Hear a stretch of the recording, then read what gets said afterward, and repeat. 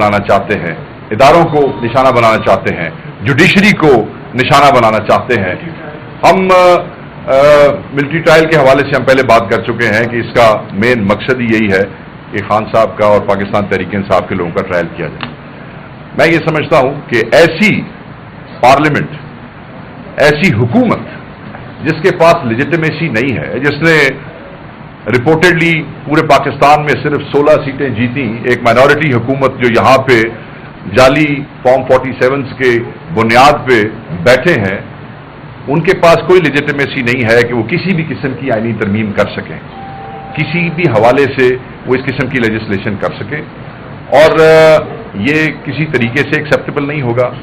वो लोग जो जाली वोटों की बुनियाद पे आते हैं, कठपुतलियां होते हैं, वो अवाम की बालादस्ती का तहफ़्फ़ुज़ नहीं कर सकते हैं, वो आइन का तहफ़्फ़ुज़ नहीं कर सकते हैं। इन लोगों को पार्लियामान में बिठाया और लाया ही एक खास मकसद के लिए गया है, और वो मकसद आपके सामने रहा है, जिसपे हमारी पार्टी वक्तन फवक्तन खुल के बात करती रही है। पाकिस्तान तहरीक इंसाफ इस आइनी तरमीम के सामने वो आखिरी दीवार होगी जिसको पार किए बगैर ये जो अदलिया पे हमला है, इसको ये इंश्योर नहीं कर सकेंगे। पाकिस्तान मुस्लिम लीग नून के लिए ये कोई पहली दफा नहीं है कि इन्होंने अदलिया पे या सुप्रीम कोर्ट पे हमला किया, ये पहले भी कर चुके हैं, और इस दफा ये पार्लियामेंट के पीछे छुप के पहले बाहर से हमला किया, इस दफा ये अंदर से हमला कर रहे हैं। आप ये देखें कि इस आईनी तरमीम को इंश्योर करने के लिए इन्होंने पूरी दुनिया की पार्लियामेंट्स की तारीख में बदतरीन मिसाल कायम की कि पार्लियामेंटेरियंस को पार्लियामेंट के अंदर से नकाबपोशों ने गिरफ्तार किया। गिरफ्तार लफ्ज़ शायद गलत है, अबदक्ट किया, अगवा किया, हमारे एमएनएज उठाए गए,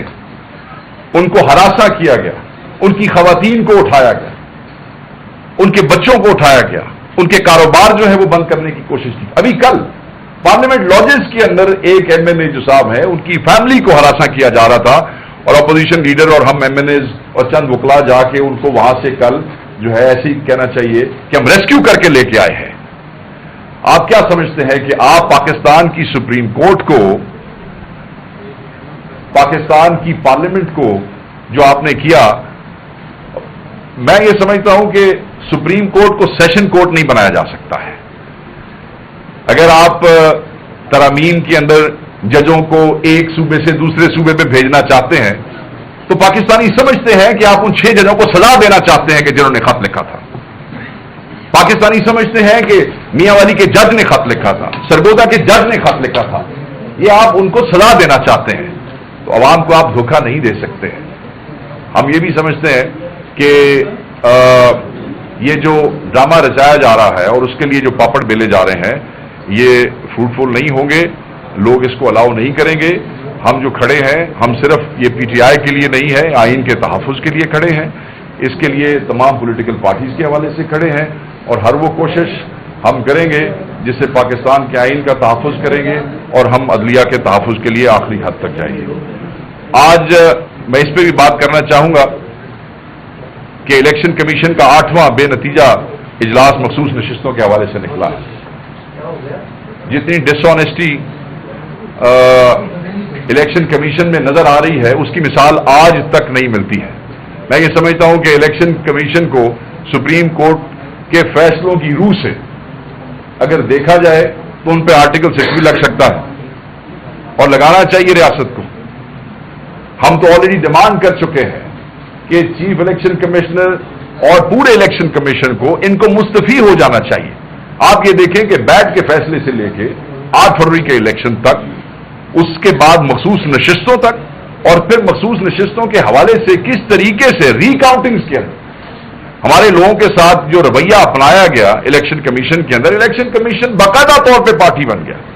और मैं ये समझता हूं कि आज जो इंतशार है पाकिस्तान की सियासत में, इस इंतशार का मौजब बुनियाद जो है वो इलेक्शन कमीशन है। इसीलिए हम दोबारा आज डिमांड करते हैं कि चीफ इलेक्शन कमिश्नर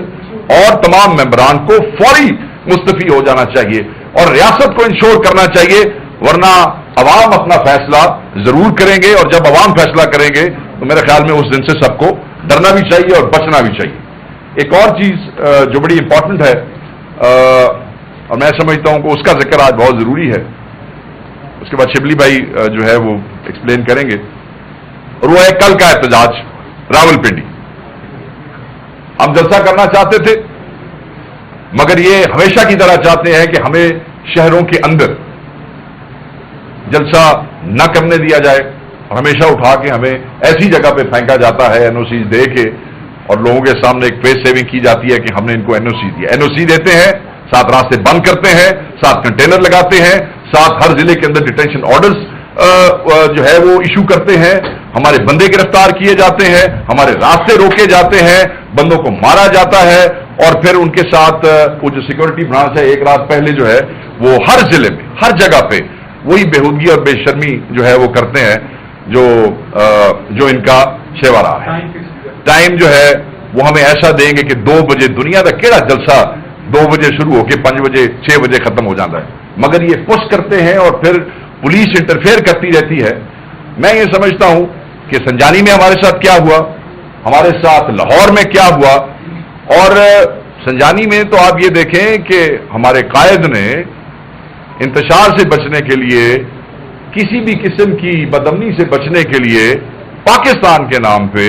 उन्होंने ये रिलैक्सेशन गवर्नमेंट को दी कि हम अपनी डेट जो है वो चेंज करते हैं, मगर उसके बावजूद जब डेट चेंज की तो जो रवैया था मुझे आपको बताने की जरूरत नहीं है। सो अब हम लियाकत बाग रावलपिंडी कल एहतजाज कर रहे हैं। बेहतर यही होता कि ये लियाकत बाग का एनओसी इशू कर देते, नहीं किया, कोई जरूरत नहीं है। पाकिस्तान तहरीक इंसाफ का एक एक वर्कर, एक एक बच्चा, बुजुर्ग, खवातीन पूरे चप्पे चप्पे से पाकिस्तान के लियाकत बाग पहुंचेंगे और वहां पे एहतजाज रिकॉर्ड कराएंगे, एहतजाज करेंगे, अपनी भरपूर ताकत का मुजाहरा करेंगे। ये हमारा आईनी हक है, और हमारा आईनी हक जबरदस्ती, ताकत से, बदमाशी से हमसे कोई छीन नहीं सकता है। और यह एहतजाज अदलिया की आजादी, उनके तहफ्फुज, आइन के तहफ्फुज और रोज बढ़ती हुई महंगाई के हवाले से है। मैं नहीं समझता कि कोई भी पाकिस्तानी जो है वो अपने घर में रह सकेगा, सब महंगाई का शिकार हैं। और हम ये समझते हैं कि अदलिया की आजादी के हवाले से, जैसे मैंने पहले आईनी तरमीम की बात की और मैं इस पर बात खत्म करूंगा, कि जो भी मुल्क लूटने वालों को तहफ्फुज देगा वो लोगों के लिए उतना ही काबिल नफरत होगा जितना मुल्क लूटने वाले काबिल नफरत हैं। ये वो टोला है जिन्होंने पहले मुल्क की मईशत को तबाह किया, पाकिस्तान की अवाम की दौलत पे डाका मारा, और फिर इन्होंने पाकिस्तानी अवाम के मैंडेट पे डाका मारा है। यानी कि आप उन लुटेरों को जिन्होंने मईशत तबाह की उनका तहफ्फुज तो करते रहे हैं, अब आप मैंडेट चोरों को जिनको आपने ला के बिठाया उनका तहफ्फुज कर रहे हैं। तो मैं ये तंबीह करना चाहता हूं कि अवाम